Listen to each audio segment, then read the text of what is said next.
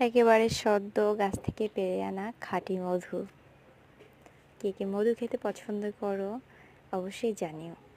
মধুর গুণাগুণ সেটা না বললেই নয়, যেটা সর্দি কাশিতে ভীষণ ভূমিকা পালন করে এবং বিভিন্ন প্রসাধনীতে যেমন ফেস প্যাক তৈরিতে আমাদের ত্বকের জন্য খুবই উপকারী মধু। এক্ষেত্রে খাঁটি মধুর জুড়ি মেলা ভার। আর সৌভাগ্যক্রমে বাড়িতেই যদি খাঁটি মধু মেলে তাহলে আর বলেন কি।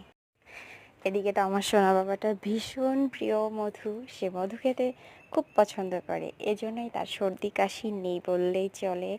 সে এত পরিমাণে ঠান্ডা লাগায় তারপরেও তার সর্দি কাশি হয়ই না বলতে গেলে। এদিকে তার বাবা আর আমি একটু খেয়ে দেখছিলাম, আসলেই মধুর চেয়ে মিষ্টি কিছুই হয় না।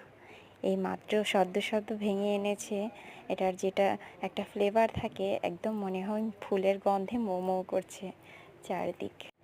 আর কালারটা কত সুন্দর এসেছে দেখুন, অতটা ভালো বোঝা যাচ্ছে না, তবু ন্যাচারালি ভীষণ সুন্দর দেখতে, আয়নার মতন ঝকঝক করছে। একদম ভিতরে তাকালে পুরো ফেসটা দেখা যাচ্ছে, এতটা সুন্দর খাঁটি পিওর মধু।